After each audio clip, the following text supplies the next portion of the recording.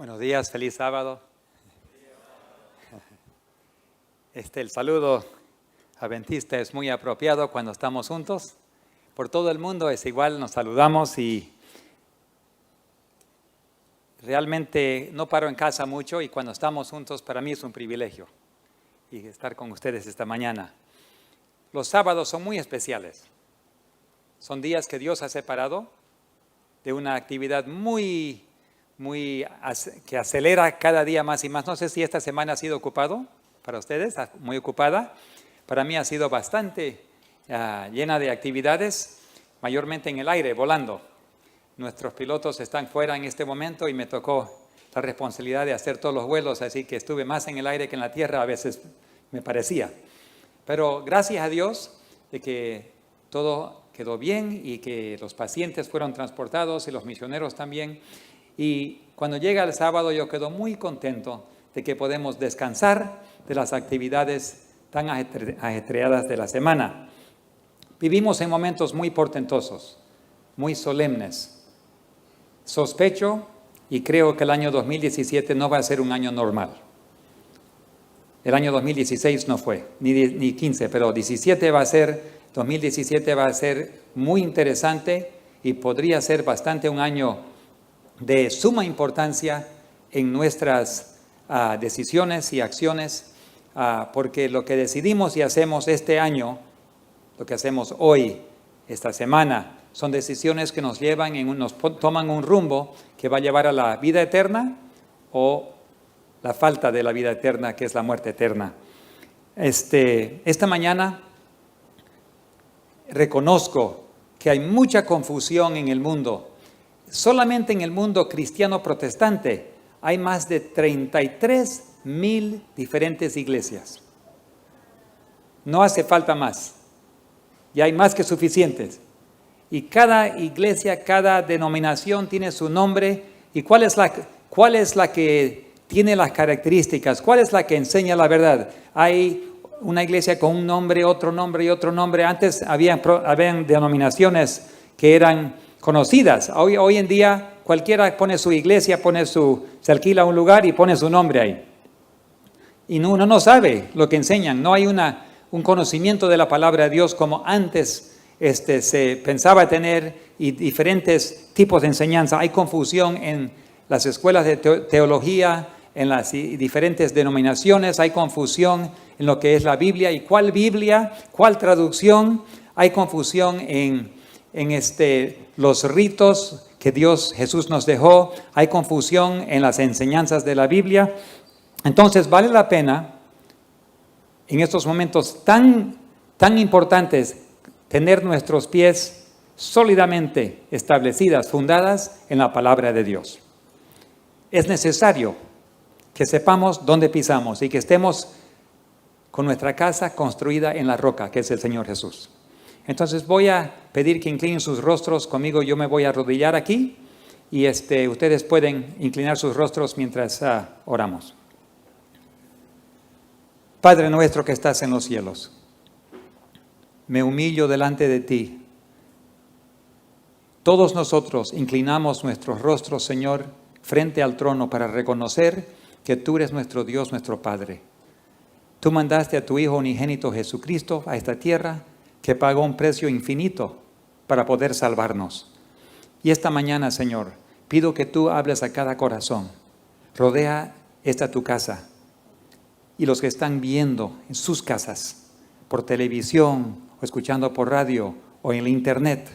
Señor, toca nuestras mentes, abre nuestros corazones a una comprensión de nuestra situación como personas, individuos, como familias, como iglesia, para poder saber, Señor, si estamos pisando bien, para saber si estamos actuando bien, si te estamos honrando, Señor, o estamos simplemente ejecutando una serie de costumbres y tradiciones que nos salvan.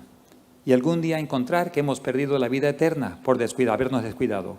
Señor, por favor, no permita que nadie aquí se descuide. Yo me entrego en tus manos y pido que tú me utilices esta mañana, que sea transparente y que tú hables a cada corazón.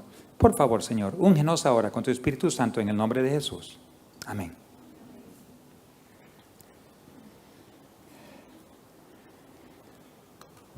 Ahí la pregunta, existe la pregunta, ¿cuál es la religión verdadera? O, ¿cómo es la religión verdadera? Si realmente soy cristiano o no. Muchos piensan que por pertenecer a una iglesia, por pertenecer a una congregación, ya tienen la salvación asegurada. Eso se enseña, que no hay salvación fuera de la iglesia. ¿Es verdad?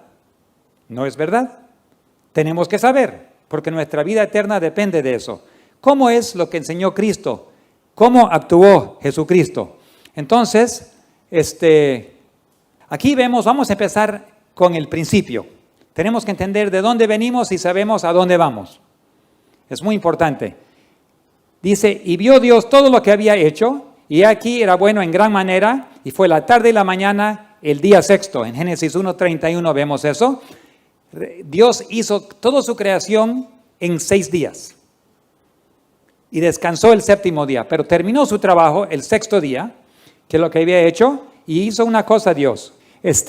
Y dijo Dios, hagamos al hombre a nuestra imagen, conforme a nuestra semejanza, y le dieron señorío sobre los peces del mar, en las aves de los cielos y en las bestias de toda la tierra. Dios colocó al hombre en el jardín para cuidar de ello y para poder ejercer un señorío sobre eso. Y entonces Dios, cuando el hombre primeramente fue creado, tuvo directamente una responsabilidad de cuidar de todo lo que Dios le dio. En Génesis 1:26 dice que Dios le mostró a Adán su trabajo y le dio su trabajo. Pero tristemente, la siguiente toma ahí muestra que simplemente hubo una tristeza que entró al jardín de Edén. El pecado, la desobediencia entró al jardín de Edén y con humildad e innegable tristeza se despidieron de su bello hogar, Adán y Eva, y fueron a morar en la tierra sobre el cual había descansaba la maldición del pecado. La atmósfera lo sintieron frío, la temperatura que antes era tan suave y uniforme, estaba ahora sujeta a grandes cambios.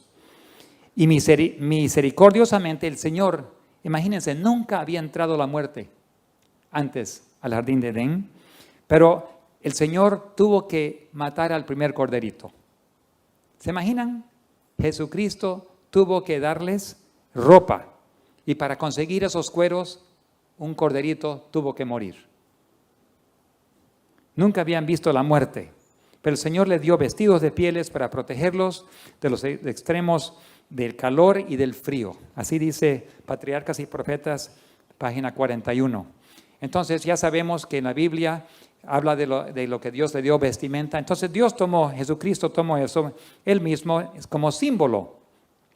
Bueno, dice, seguimos leyendo, dice, la muerte de las delicadas y frágiles flores. Fue una realidad en motivo de su motivo de tristeza. Cuando Adán y Eva vio morir la primera flor, pero cuando los bellos árboles dejaron caer sus hojas, la escena les recordó vivamente la seria realidad de que la muerte es el destino de todo lo que tiene vida. Qué triste. Una hoja para ellos causó dolor, o para nosotros no causa dolor, ¿no? Vemos caer las hojas, los rastreamos o arreglamos y todo bien, pero para ellos como nunca habían visto. Pero Dios no los dejó sin esperanza, les dio una promesa. Y esa promesa se encuentra en Génesis 3:15. En Génesis 3:15, Dios prometió y le dio esperanza. Y pondré enemistad entre ti y la mujer, y entre tu simiente y la simiente suya. Esta te herirá en la cabeza y tú le herirás en el talón. Hablando de a la serpiente.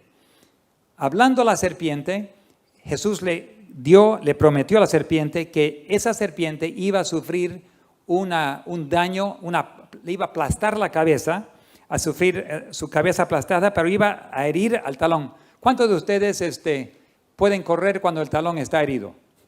Difícil caminar, ¿no? Ven personas siempre que están caminando así. Pero eso es solamente herir. ¿Cómo será aplastar el talón? O que se caiga alguien y que el hueso salga. O sea, con una herida así, difícilmente se camina, pero Jesús prometió que algún día la serpiente iba a sufrir una herida mortal, pero que la serpiente iba a causar una herida al talón y hacer muy difícil el caminar para el pueblo de Dios, especialmente para Jesús.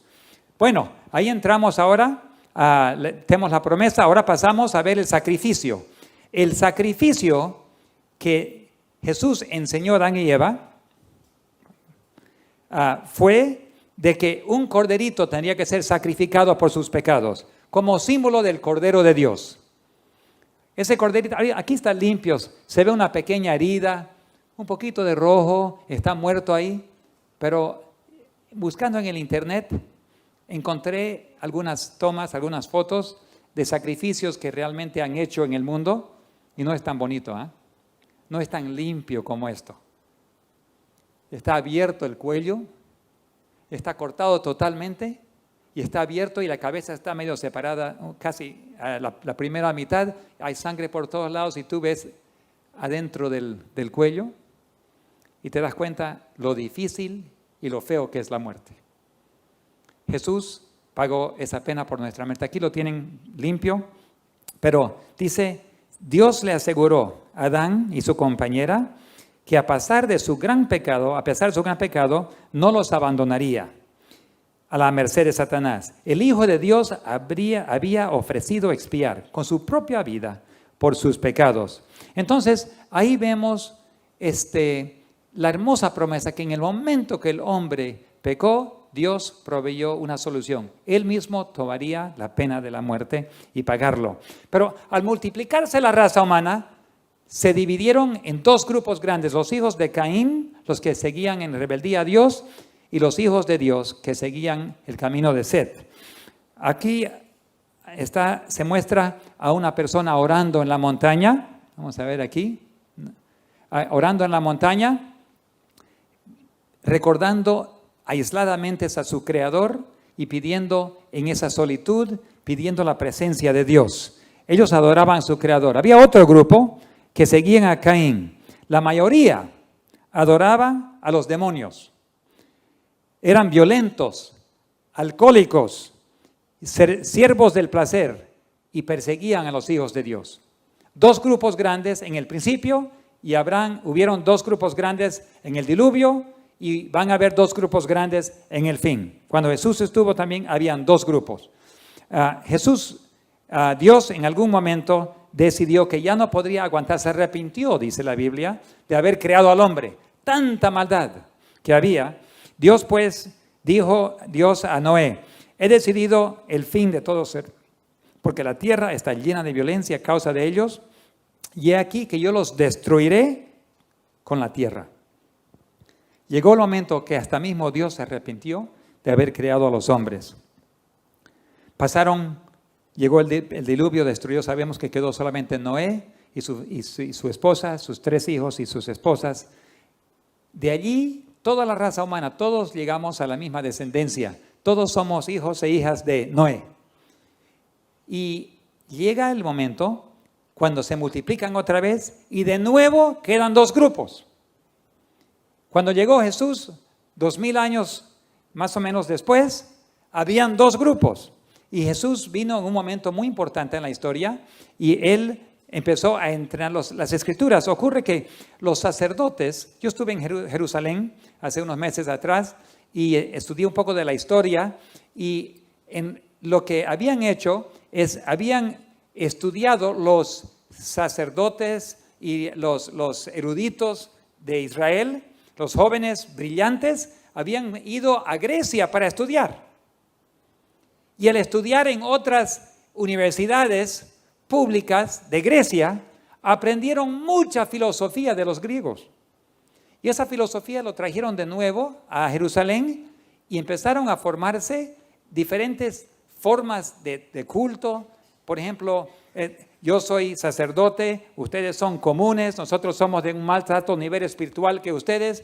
Y ahí se forman todas esas ideas que el sacerdocio tenía mayor autoridad espiritual que los hogares y los miembros.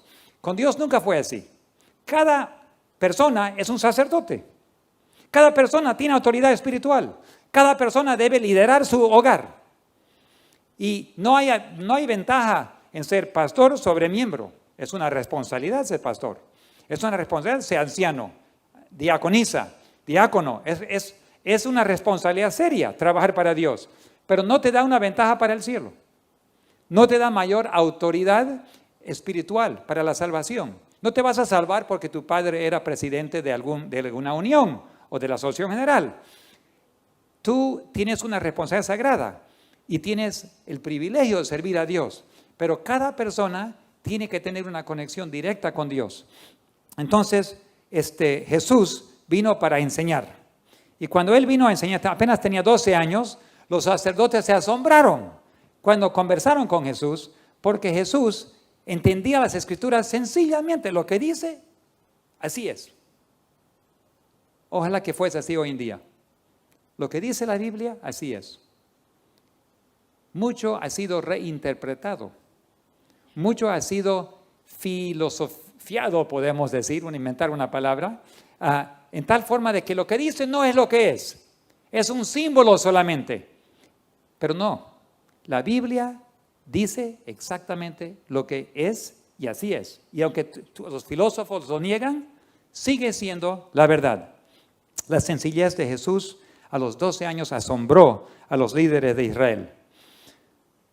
Cuando Jesús comenzó a enseñar, dice la Biblia, la gente cuando ya comenzó su ministerio, la gente se quedaban atónita a sus doctrinas, porque les enseñaba como alguien teniendo autoridad y no como los escribas.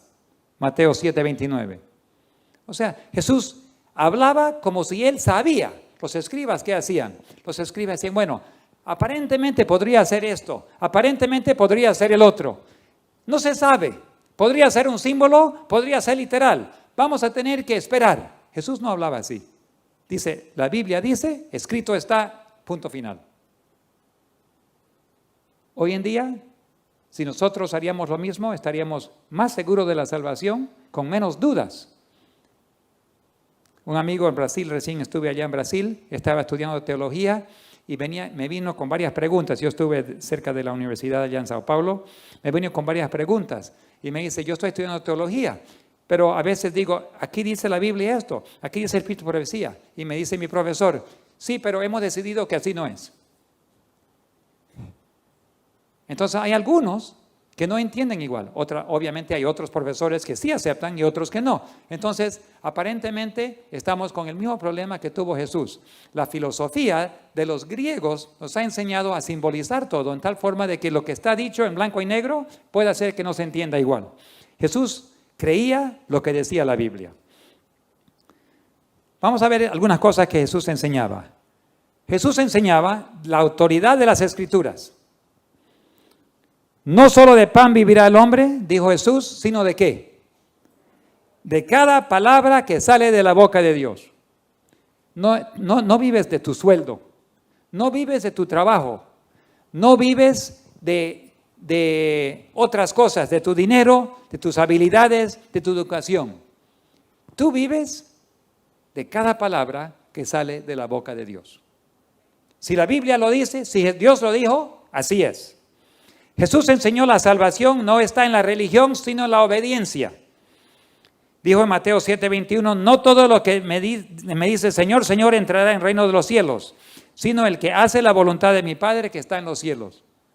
No por ser miembro de iglesia, no por pertenecer a este grupo o este grupo te vas a salvar, no por tener un trabajo, no por hacer una responsabilidad.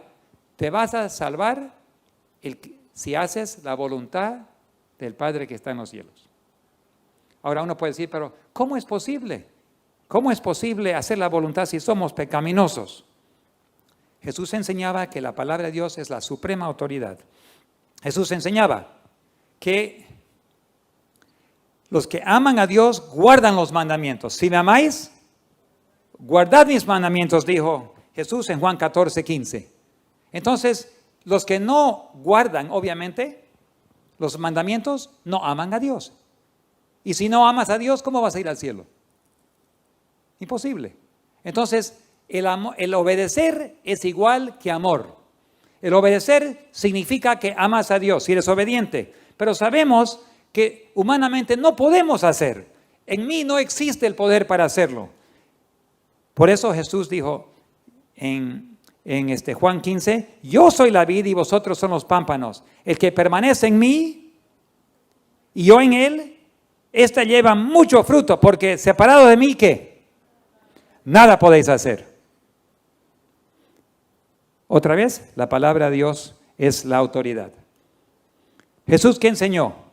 Que muchos adoran a Dios en vano. Hay que evaluar nuestros corazones. Vivimos en momentos cuando la crisis final está por reventar sobre el mundo. Y cuando revienta esa crisis final, nuestro destino ya se determina. Alguien dijo una vez, tenemos que cuidar nuestros pensamientos, porque de los pensamientos vienen las acciones. Tenemos que cuidar de nuestras acciones, porque de las acciones salen las costumbres. Tenemos que cuidar de las costumbres, porque de las costumbres sale nuestro carácter. Tenemos que cuidar de nuestro carácter, porque nuestro carácter define nuestro destino. ¿Están entendiendo? Momento tras momento tenemos que cuidar nuestros pensamientos, porque de ahí sale nuestro destino. Entonces no hay tiempo para entretenernos con el mundo. No hay tiempo de escuchar la música, de ver las películas y los videos y la televisión del mundo.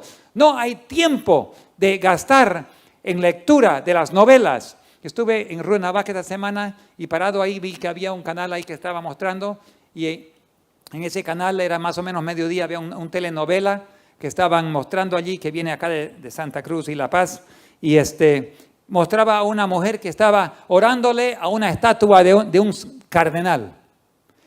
Por favor, le oraba y le oraba al cardenalcito ahí para que le conteste sus oraciones. Eso es paganismo, idolatría completa.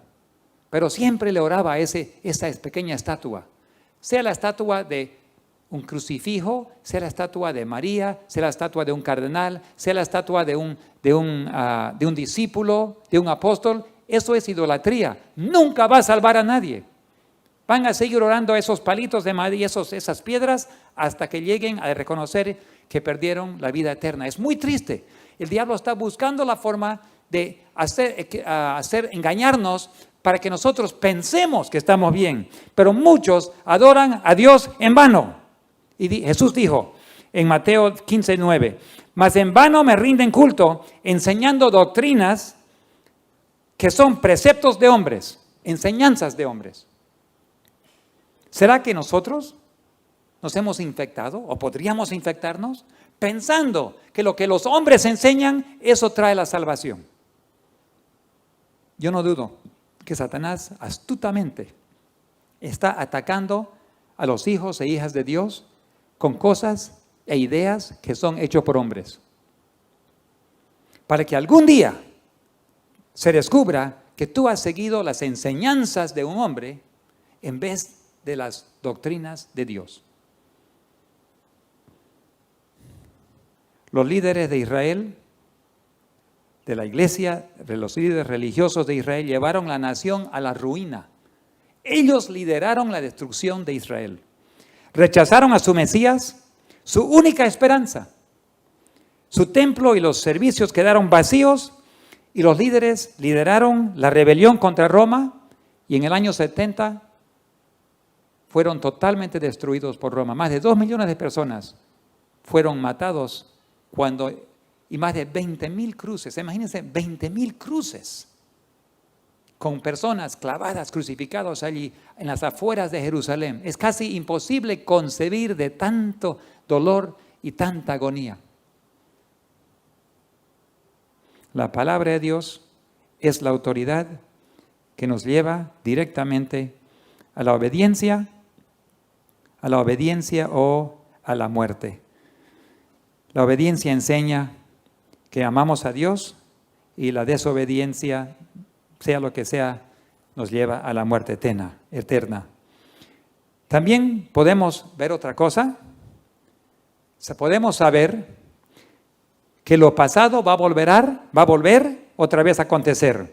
El apóstol Pablo dijo en 1 Corintios 10:11, Y estas cosas les acontecieron como ejemplo, hablando a los de Israel, que para nosotros, a quienes han alcanzado los fines de los siglos. O sea, todo lo que pasó en el pasado nos sirve para nosotros como enseñanza, como ejemplo. ¿A quiénes? Los que les ha alcanzado el fines de los siglos. ¿Vivimos en los fines de los siglos? ¿Vivimos, sí o no? Vivimos. Estamos en los fines de los siglos. Entonces, todo lo que pasó en el pasado nos sirve de advertencia, de amonestación para aquellos que viven en esta última generación. Los líderes religiosos engañaron casi todo el mundo en el pasado y serán líderes religiosos que engañan a todo el mundo en el futuro. Todos tenemos entre nosotros, tenemos una parte espiritual. Todo ser humano que es creado, que nace, a excepción de los que nacen con problemas cerebrales que no saben ni pensar, que ya no quedan con forma de pensar. Todos los que pueden pensar y todos los que pueden tener un cerebro, nacen con una parte espiritual. Y esa parte espiritual fue puesto por Dios para poder acercarnos y que nuestro corazón, hay personas paganas que nunca han escuchado de Jesucristo, pero que en su corazón, y dice el Espíritu de Profecía, algunos de ellos van a estar en el cielo. ¿Por qué? Porque reconocieron un creador en la naturaleza y se acercaron a ese creador en humildad y por lo tanto ellos lograron una relación de dependencia y obediencia en Dios. Increíble. No son muchos, pero los que sí lo alcanzan, es mucho mejor verlo al Señor Jesús y conocer al Señor Jesús para poder saber de Dios. Pero algunos en la naturaleza misma logran descubrir al Creador. Pero los líderes religiosos que toman ese deseo que cada hombre y mujer tiene de conocer a Dios, en cualquier religión del mundo que sea, tomar esa parte, son los líderes religiosos que tienen la mayor responsabilidad si uno va a llegar a ser salvo o se va a perder. No tenemos que depender de personas, pero las influencias de los líderes religiosos son muy importantes. Dijo Jesús en Mateo 24, porque se levantarán falsos cristos y falsos profetas y harán grandes señales y prodigios hasta el punto de engañarles, si fuera posible, a los mismos escogidos. Si fuese posible, o sea, tanto engaño, tan escondidos son las intenciones de Satanás que aún los mismos elegidos no saben qué pensar. Pero no es posible, gracias a Dios, porque Dios los va a proteger. Entonces, tenemos esta amonestación. Jesús nos dijo claramente, nos enseñó. También Él enseñó otras cosas también. Jesús enseñaba que solo unos pocos se salvarán. En Mateo 7, 13 al 14, entrad por la puerta estrecha, dijo Jesús, porque es ancha la puerta y espacioso el camino que lleva a la perdición. Y son muchos los que entran por ella, porque es estrecha la puerta y angosto el camino que lleva a la vida, y son pocos los que lo hallan. ¿Están escuchando? Eso nos enseñan las iglesias casi nunca.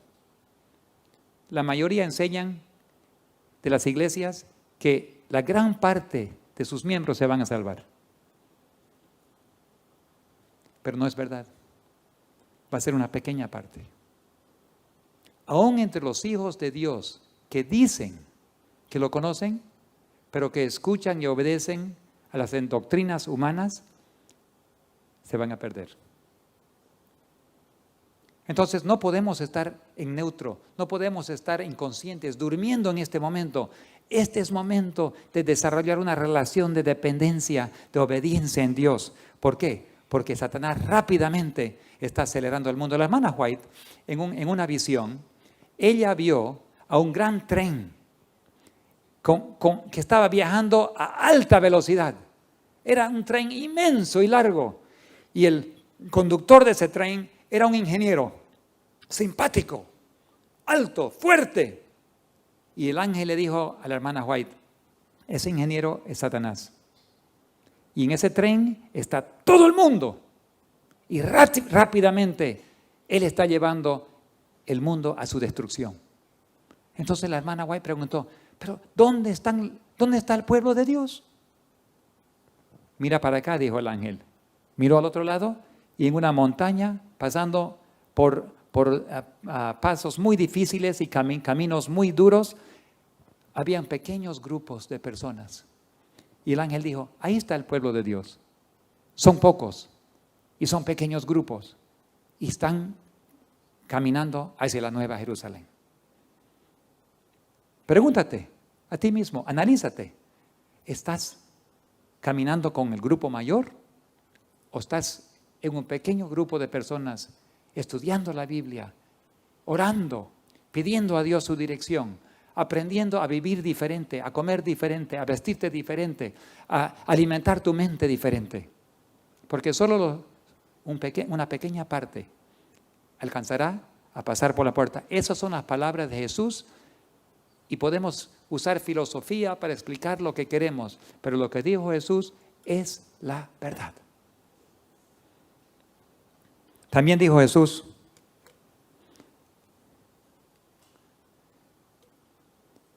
dijo que es muy difícil para que los ricos se salven. ¿Cuán difícilmente entrarán en el reino de los cielos los que tienen riquezas? Dijo Jesús en Lucas 18:24. Pero eso podría aplicar a cualquiera de nosotros, porque todos nosotros somos más ricos que alguien. No podemos apuntar el dedo y decir, ellos tienen más que yo, entonces ellos son los ricos. No, en comparación a algunos lugares, nosotros todos somos ricos. Y todos tenemos deseos de nuestras cosas. Yo estaba volando ayer, dando vueltas, dando instrucción de vuelo en la avioneta ayer aquí. Yo miraba las casitas acá que están construyendo a nuestro alrededor de nuestros vecinos. Hay algunas más grandes que otras, algunos chiquititos, otros más grandes, y cada uno buscándose un rinconcito, ¿no? Y no importa si eres pobre o rico y el tamaño de tu casa, todos están queriendo buscarse un pedacito de tierra con su casita, ¿no es verdad? Yo miraba los diferentes tamaños y me imaginaba cómo deben ser las personas en esas casitas. Algunos apenas tenían un techito y 4 paredes, otros tenían ya construidos como 6 o 10 cuartos, otros tenían 2 pisos. Y dije, algunos tienen más recursos que otros, pero todos están en la misma. Entonces esto aplica a todos. Si amamos a los bienes, si amamos nuestras cosas, qué difícilmente nos vamos a salvar.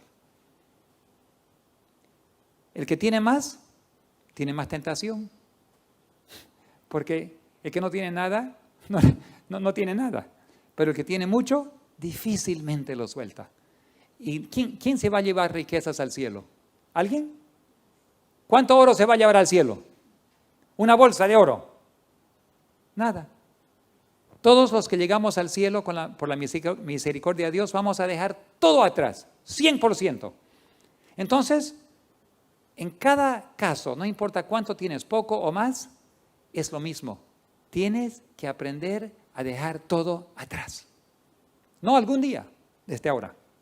Si vas a seguir al Cordero, tienes que levantar tu cruz y seguirlo, pero tienes que dejar las cosas atrás. No significa que no tienes que tener dónde vivir, no significa que no puedes tener algo de dinero, no significa que tienes que vender todas tus cosas, significa que tienes que reconocer que todo le pertenece a Dios y a Él le tienes que decir, Señor, todo es tuyo.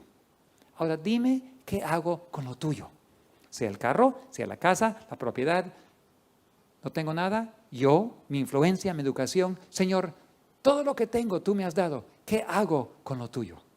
Eso significa. Y si podemos hacer eso, poniendo todo en las manos de Dios, Él empieza a dirigir nuestras vidas y guiarnos por ese paso. Algún día vamos a estar en pequeños grupos, pasando por lugares difíciles. Porque si estás en el tren, te garantizo lo siguiente, en el tren que dirige Satanás, hay coches muy cómodos. En el tren que dirige Satanás, hay comedor con restaurantes.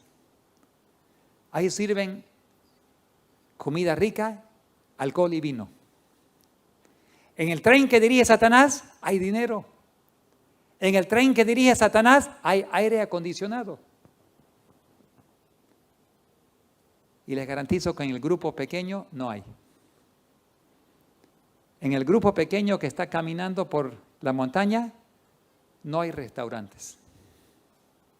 Se sufre hambre, a veces el frío. Difícilmente entrar al cielo Pocos lo encuentran. ¿Tú te quieres salvar? Escucha las palabras de Jesús, no son palabras del pastor Gates. Esas palabras vinieron de la boca de Dios, de Jesús. Dijo, cuán difícilmente entrarán en el reino de Dios los que tienen riquezas. Lucas 18:24. El templo se convirtió en un mercado donde reinaba la avaricia. El mismo templo donde Jesús tenía que haber sido honrado, era su casa. Él, al entrar ahí, encontró que habían hecho un mercadeo de la salvación. Quitad de aquí esto, dijo, y no hagáis de mi casa, de mi Padre, una casa de mercado. Juan 2:16.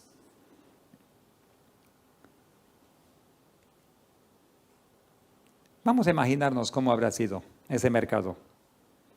Recuerden que en esos días era necesario sacrificar corderos y animales para obtener la salvación. Era un símbolo de Jesucristo. Y para poder venir, tenías que venir con tu corderito. Escogías un cordero perfecto, sin defecto. Lo traías al templo, no tenía que tener manchas, no tenía que tener defecto alguno. Tú de tus corderitos elegías uno y lo traías al templo. Llegabas al templo y al sacerdote decías, aquí tengo mi cordero, quiero confesar mis pecados sobre la cabeza del cordero y por favor sacrifíquemelo. Y él decía, ese cordero no sirve, tiene defectos. Anda y compra uno de los nuestros. No sirve, es el mejor que tengo, no he encontrado defecto alguno. No, ese tiene defecto. Anda, llévalo allá donde está el corral, ahí hay corderos autorizados. Entonces él se llevaba su corderito, lo llevaba y decía, ay, bueno, el cambista le decía, te doy la mitad del precio por tu cordero, para que no tengas que pagar todo, te doy la mitad. Así que en vez de cobrarte 200, te cobro 100. Dame tu cordero a cambio, ya, lo colocaba a un lado. Entonces dame 100. No, ese dinero no vale. Aquí en el templo se usan los shekel del templo. ¿Pero dónde consigo eso? Anda donde la otra mesa ahí hay cambistas. Te vas a la mesa, aquí tengo 100 shekel de Israel. ¿Y cómo es el otro? Bueno, es 0.8 por cada uno. Tienes que darme 20% más. Aquí le daba 120 y le daba 100 shekel del templo. Ahora volvía, pagaba por su cordero y entonces recién podría sacrificar y recibir perdón de pecado. O sea, había doble ganancia. Y el corderito que se lo compraron, ¿qué hacían con ese corderito? Lo vendían a otro. Era una ganancia rotunda. Por todos lados, ganancia, avaricia. Y Jesús entró y se indignó al ver todo eso y dijo, saquen estas cosas de la casa de mi Padre. Lo han convertido en mercadeo. Entonces, compraban y vendían almas. Y Jesús entró y la indignación divina le entró y con una cara que brillaba con la presencia de Dios, Jesús purificó al templo y sacó afuera a todos aquellos que hacían negocio con la salvación. Y quiero hacerles recuerdo que el Señor Jesús cuando hace algo, no lo hace de malicia, lo hace con amor. Pero tenía indignación y Él nos ofrece hoy en día hacer lo mismo. Si tú estás dispuesto, el Señor va a purificar tu alma, tu cuerpo y tu mente de todo pecado y mundanalidad. Solo Jesús puede hacerlo. Tú no lo puedes hacer. Algunos resisten. Cuando yo esté mejor, yo voy a entregar mi alma al Señor. Es que nunca vas a ser mejor. Tú tienes que venir como estás y entregar tu alma al Señor. Él lo va a hacer. Hoy en día todavía hay negocio. Todavía se hace negocio de la religión. En Brasil, donde acabo de llegar hace unos días atrás, por todo Brasil hay grandes iglesias multimillonadas. En Estados Unidos hay de todo y se hacen milagros a favor del dinero. Siguen negociando con la religión. Algunos son grandes pastores televangelistas, otros son curanderos y espiritistas que sanan, otros Satanás causa enfermedades y después usa a las personas para sanar las mismas y ofrecer soluciones. Dentro de la iglesia y fuera de la iglesia se practica ese tipo de cosas. O sea, es un negocio. Simplemente hay necesidad, ven acá, págame algo y te voy a dar. Sabemos que en los tiempos de Martín Lutero, una de las cosas que causó la reforma grande era porque estaban vendiendo el perdón. Este año de misericordia que ha declarado el Papa, el año de misericordia que cerró supuestamente en noviembre del año pasado, ese año, ¿cuántos curas no han abusado a los niños? Pero estaban perdonados porque estaban dentro de misericordia. Y no importa qué perdón, es lo mismo de Martín Lutero. Las misas se venden el perdón. Y no solo en la iglesia católica, en la iglesia protestante también, en las diferentes iglesias. Con dinero tú puedes obtener la bendición de Dios. Sacerdotes, pastores, curanderos, muchos trabajan bajo el mismo espíritu, el espíritu del maligno. Un milagro no comprueba que algo es de Dios. El enemigo también sabe hacer milagros. Solo en la palabra de Dios tú puedes distinguir entre cuál es el espíritu verdadero y lo falso. A la ley y al testimonio, si no dijeron conforme a esto, es porque no les ha amanecido. La única manera es en la palabra de Dios. Y hoy en día, con el ecumenismo, se está enseñando, ya no hablemos de la palabra de Dios, ya no hablemos de doctrinas, ya no hablemos de cosas. Seamos todos hermanos en Dios. Y otra vez la ignorancia está entrando de las edades medias, las edades oscuras. Hoy, ¿vivimos con ciencia moderna hoy en día? Sí. ¿Dónde entró la ciencia moderna? Ciencia significa conocimiento. ¿Cómo aprendimos de la ciencia? Porque la palabra de Dios, cuando empezó a ser estudiado, abrió la mente a la ciencia para entender la creación de Dios. No pensemos que la medicina moderna, la ciencia moderna, todo viene por accidente. Vino por estudiar la palabra de Dios. Y algunos piensan que la ciencia y la Biblia es incompatible. Mentira. El Dios de la ciencia es el Dios de la Biblia. El creador de todo, el más científico de todos, es Dios. Y su palabra nos enseña a pensar, pero como hay ignorancia de la Biblia hoy en día, la gente está colocando la palabra de Dios a un lado, está entrando otra vez la ignorancia de la ciencia. Científicos, algunos están pensando en soluciones raras. ¿Por qué? Porque están poniendo a un lado la palabra de Dios. Estamos viviendo en un momento de religión, de prosperidad, donde los pastores, sacerdotes te dicen, si tú entras en mi iglesia y das tu dinero, vas a tener prosperidad y bendición de Dios. Aquí vemos a una catedral, aquí vemos a una iglesia protestante, inmensa. Mira las mega iglesias, donde hay comodidad sin compromiso alguno, donde hay entretenimiento sin arrepentimiento. Pero Jesús dijo, si alguno quiere venir en pos de mí, ¿qué debe hacer? Niéguese a sí mismo, tome su cruz y sígame. Hermanos y hermanas, no hay entrada al cielo sin la cruz. Que digan lo que digan, no hay.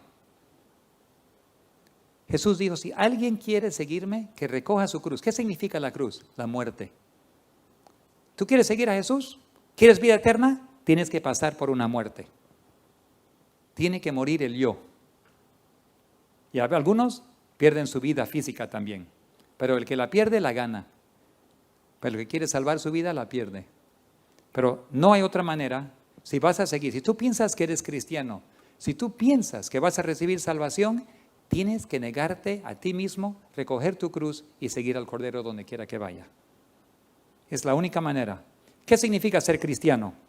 Significa hacer nuestro trabajo honestamente y hacerlo bien.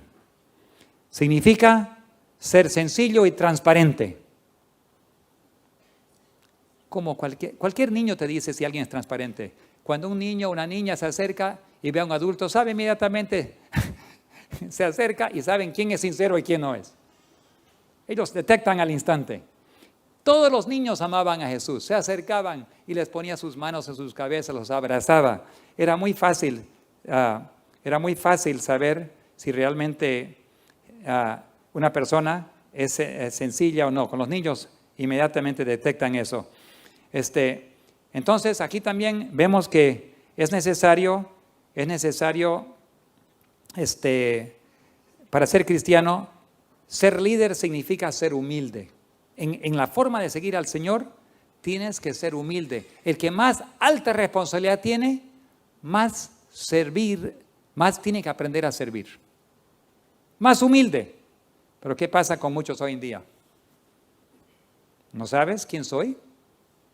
Soy el líder, soy el elegido. Me han puesto en este puesto. Tienes que obedecer a mí. No, perdón, eso es el papado. En las iglesias protestantes no existe un papa. No puede haber autoridad suprema de hombre. En ninguna iglesia protestante puede haber un hombre. Eso viene de Roma. Viene del enemigo, una actitud arrogante. En los días del protestantismo de la Reforma, el famoso pastor Juan Hus, que fue quemado a la estaca, le prohibieron predicar en su momento, en su iglesia, porque él predicaba las cosas de la Biblia y eso, y Roma no le gustaba. Entonces, por un momento, pasaron un tiempo, entonces, ¿qué hicieron? Como eran artistas, solamente pintaban las fotos de los cardenales vestidos de lujo, con todas sus cosas, y al humilde Jesucristo a su lado. No tenían que decir una sola palabra. La diferencia entre Jesús y el cardenal era muy obvio. ¿Se dan cuenta, no? No con palabras se predica, a veces con acciones y a veces con una foto se puede mostrar. Las personas arrogantes, poderosas, no vienen con espíritu de Dios. Hoy en día hay un espíritu, tristemente no lo coloqué aquí, pero les voy a contar. Nosotros todos queremos el Espíritu Santo, pero hay un espíritu que desciende diferente, un Espíritu Santo falso. Y muchas veces es simbolizado por una paloma con cabeza para abajo. Cuando tú ves un libro o ves algo con la paloma, cabeza para abajo, está significando el ángel caído. Porque el Espíritu Santo es como una paloma que desciende así. Pero hay un Espíritu Santo falso que es una paloma que viene como de caída. Ese tipo de forma es símbolo del falso Espíritu Santo. Y muchos libros cristianos tienen la seña de una paloma cayendo. Eso es diferente, no es el descenso del Espíritu Santo de Dios. Es símbolo del Espíritu Santo falso. Ser líder significa servir humildemente. ¿Qué más? Significa interesarse en las necesidades de otros. Jesús siempre se dedicó a servir, a curar, a orar, a abrazar y llorar con los heridos. Significa servir a los demás. Pero a veces personas entran y quieren ser salvos y Jesús dice a todas las personas, anda, vende cuanto tienes, dáselo a los pobres y tendrás un tesoro en el cielo. Ven y sígueme tomando tu cruz. Es la única manera. Poner todo en las manos de Dios.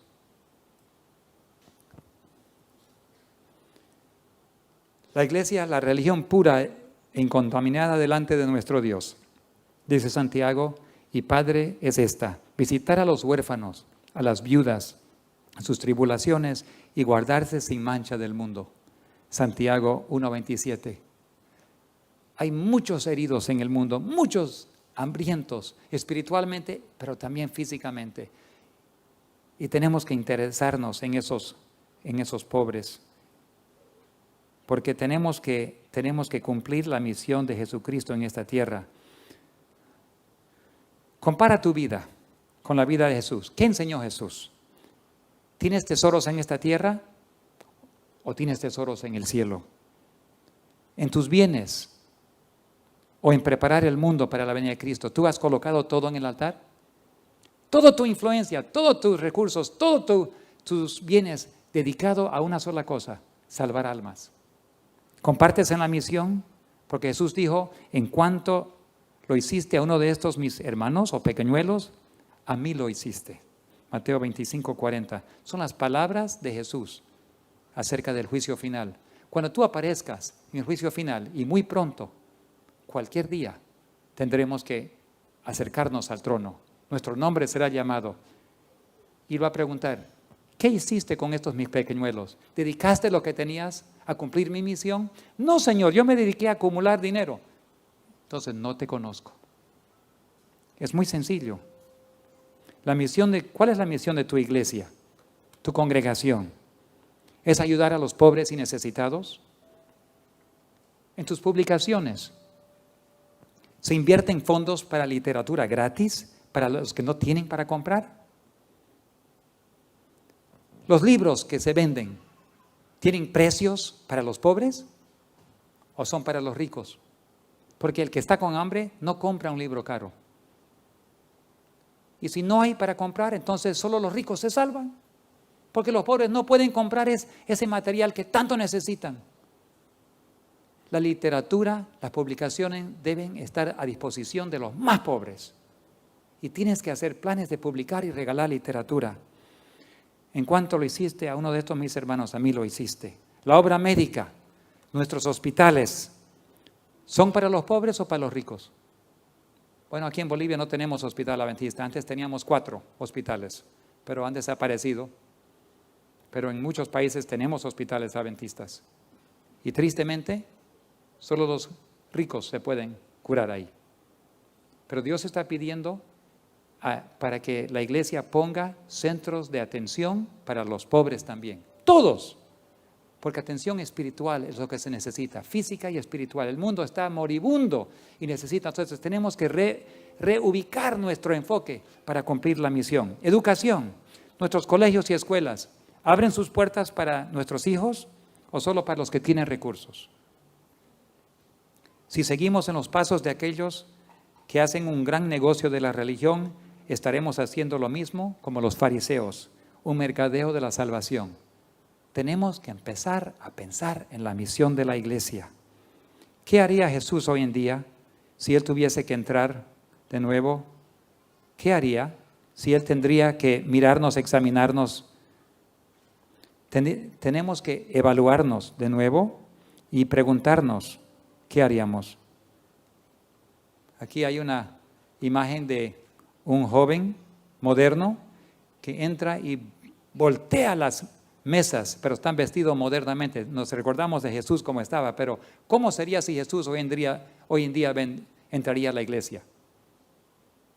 Negocian con los libros, negocian con la educación, se negocia con la obra médica.